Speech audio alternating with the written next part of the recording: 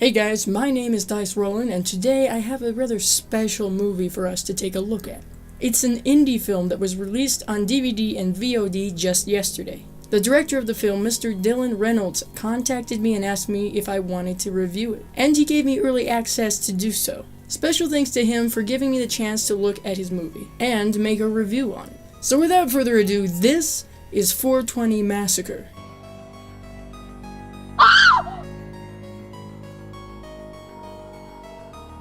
As I said, this movie was written, edited, and directed by Dylan Reynolds. It's pretty new to the indie horror genre, and because of that, there's not a whole lot of information about it out just yet.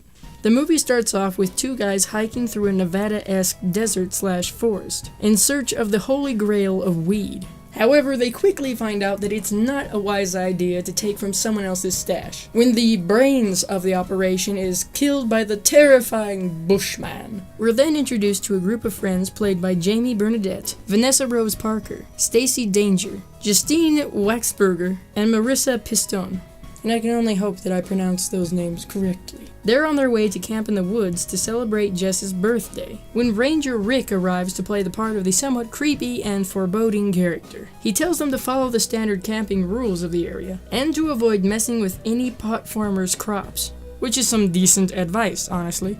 After some time, they realize that they have no idea where they are, or if they're anywhere close to their campsite. And that's when Buddy shows up to scare the piss out of them and provide even more creepiness. Buddy explains that his friend Doug was killed by some sort of creature that seems to be pretty pissed off that they took his weed. So he gives what he took to the group, and Donna is extremely psyched about it, despite the multiple red flags that that's some cursed weed right there. But they decide to ignore the completely obvious indication that this isn't going to end well, because what trip to some secluded woods does, and continue on their way. Meanwhile, Buddy is sufficiently gutted by the Mary Jane murderer. The girls then come across bad sign number 3. A redneck with a gun who doesn't seem to give a shit about the possibility of friendly fire. This turns out to be the perfect opportunity for Rachel to tell off this guy for hunting a defenseless creature. Honey, no. But it's okay, because Donna knows the solution to all problems, which is smoke a doobie. With a peace offering of a nice bud, the redneck with a gun is on his merry way, and the group finally finds their destination. We are then treated to a tent assembling montage. What year is it? While Aubrey and Rachel discuss lesbian things, Donna explains that with all the negative historical events that have happened on 420, they are obligated to smoke a fat one. I don't even know how you would argue with logic like that. They all proceed to eat hot dogs and get loaded on champagne, while our redneck friend attempts to get high, but the bloodthirsty Bush snuffs him out. He has tasted the devil's lettuce and now he must die. In celebration of 420, on 420, 4 out of 5 of the group smoke from a bong Donna brought. Then they separate, which as always proves to be a bad idea, as Donna is the first of the group to be killed with her own bong, no less. At the same time, Ranger Rick finds Buddy's eviscerated body, and Aubrey tells Jess that she has feelings for her, but Jess doesn't exactly return those feelings. Meanwhile, Rachel and Michelle are getting it on, only to be interrupted by a shadowy figure by the tree. Don't worry, guys. Don't worry. It's the killer, and totally not some pervy neckbeard with a girl-on-girl kink. Rachel gets killed off, and Michelle, Jess, and Aubrey meet up at the campsite. Michelle continues to freak out and runs off on her own, while Jess and Aubrey head back to the car. Ranger Rick comes across the campsite and Donna's body, and heads out to find the others armed with a crossbow. The killer pulls a Jason Voorhees and slices and stabs Michelle to death. Aubrey and Jess run into Ranger Rick, almost literally, and he tells them they shouldn't have messed with the marijuana. He really seems to take offense to this and shoots Aubrey in the leg before going after Jess. The killer catches her, and it turns out the killer is Ranger Rick's son, who is a former soldier. Apparently medication didn't help him, but marijuana did, so they started growing it, and made a profit from it. And his son would protect the crops against thieves and such.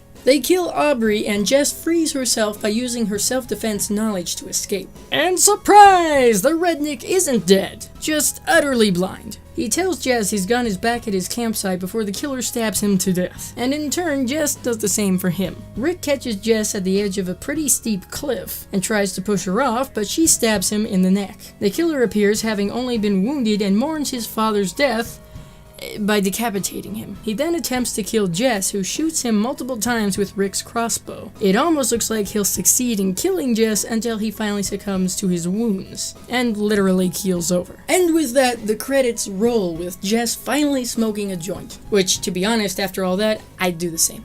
Now let's discuss this film. I wasn't exactly sure what this movie would turn out to be when Mr. Reynolds first approached me with it. Was it a type of parody or spoof? Or a totally serious and dramatic horror film? Or even your classic humor-laced slasher flick? I'm pleasantly surprised by it, actually. I didn't go into it thinking it was gonna be shit, mind you, but I tend to not get my hopes up too much, or have a preconceived notion of what a movie should be. As far as the story goes, it doesn't stand out as anything new, but most slasher films tend to follow a particular path. And 420 Massacre does that. I really can't say that it's cheesy or makes you roll your eyes. There are some different takes on the characters and the situations, though. The characters are similar to those you would find in your average horror film, and it works. You have the jock type in Rachel, the stoner with Donna, the leader with Aubrey, the borderline princess type with Michelle, and of course, the final girl with Jess. Personally, I find Jess's strength and intelligence, given her situation, to be quite awesome. There are some final girls who handle the situation that they're in, as horrifying as it may be, by flailing and screaming, and generally having dumb luck. But Jess actually fights for her survival and wins. I just find it to be particularly satisfying, especially since it's her birthday. I didn't hate any of the characters, not even the slightly more prissy of the group. They all held my interest, and I wanted to see who would survive. The acting of everyone involved is pretty good and didn't make me cringe. There were some funny lines and interaction, and even some dramatic emotional scenes. When it comes to the effects, I really wasn't disappointed by them either. Granted that the heads of those who were decapitated didn't look quite right, but that's not an easy task. But they were smart in that they didn't show them right to the camera. It's not top notch, but there are some stomach-turning deaths. One that I thought was pretty gross was Buddy's. They could have just shown his guts pouring out and he just dies. But instead, they had him try to stuff them back in. Ugh. Each death was unique and makes you flinch just a little bit. There wasn't much to speak of as far as what I like to call fan service, but it wasn't like there was nothing to go on. Sorry, no titties today. However, on that same note, I'm glad that the relationships between the characters weren't used in a stereotypical or cliche manner. It also teaches a few valuable lessons. Don't steal someone else's weed. If you go into the woods and a crazy person appears to tell you that there's some insane killer out there on the loose, fucking leave. And just don't go into the woods. With that being said, I would recommend this film to people who want to watch a horror film on the 20th of this month, anyone who wants to see a good slasher flick that doesn't have 20,000 sequels, and people who enjoy horror movies with strong female leads and girl power. I'm going to give this film 6 out of 10 bloody thumbs up for how well everything was put together. I can't say that I'll be adding it to my favorites list, but I do sincerely like it, and wasn't disappointed by anything involved. And that was my review of 420 Massacre. Again, special thank you to Mr. Dylan Reynolds for letting me review his movie, and asking me to do so. It's very flattering that you thought enough about me and my channel to contact me to do so. I'll have links to the movie and everything else involved in the description below, so be sure to check that out. So, thank you for watching. I hope you enjoyed this video. If you did, give it a like to let me know. And don't forget to leave a comment down below telling me what you thought of this film, and if there's a movie you'd like to see me review in the future. And don't forget to share this video to help the channel grow, and subscribe for more videos like this. See you later. Smoke weed every day.